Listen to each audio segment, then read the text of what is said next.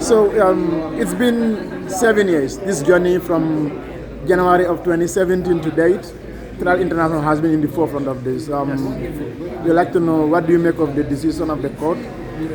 Well, there's a number of things that we can say. First of all, it's a huge satisfaction. I think justice has been largely rendered today. We're thinking, of course, prime and foremost about the Gambian victims, their quest for justice, the courageous plaintiffs who traveled to Switzerland to see and to request that justice be done. I think it's very important for the Gambia now to be able to use this precedent to push forward now for the justice system to build a coherent accountability mechanism, be it through the hybrid court. I assume that would be the best way to go forward. There's a number, as you know, of perpetrators that need to be brought to justice in the Gambia. So I hope this will set a precedent, an important precedent.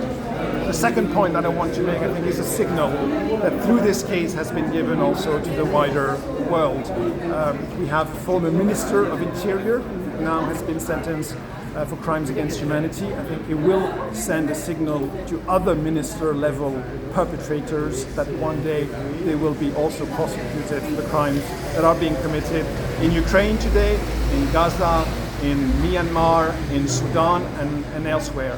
So I think the signal was very positive today for justice and accountability.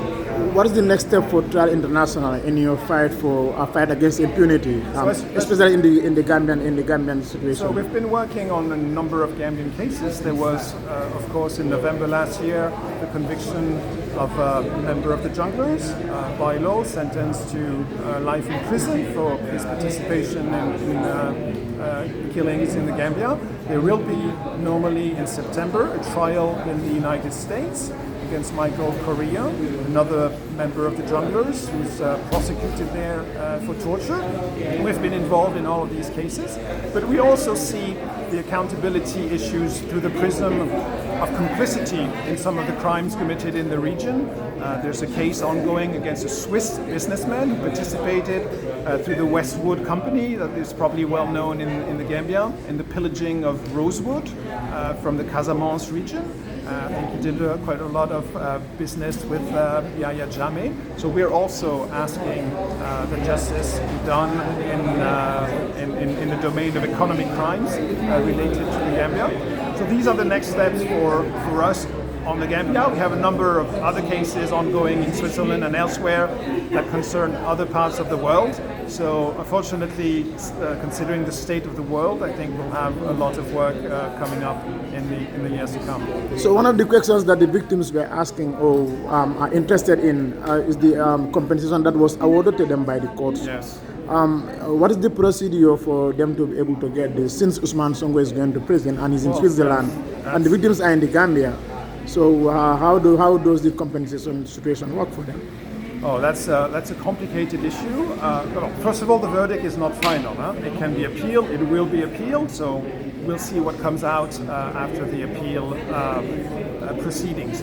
If compensation are still being paid out to the victims, it is Mr. Sonko who's responsible for paying them out. He has only a limited of money that has been seized in his accounts, and that will not suffice to pay the victims. So maybe there is money elsewhere that could still be found.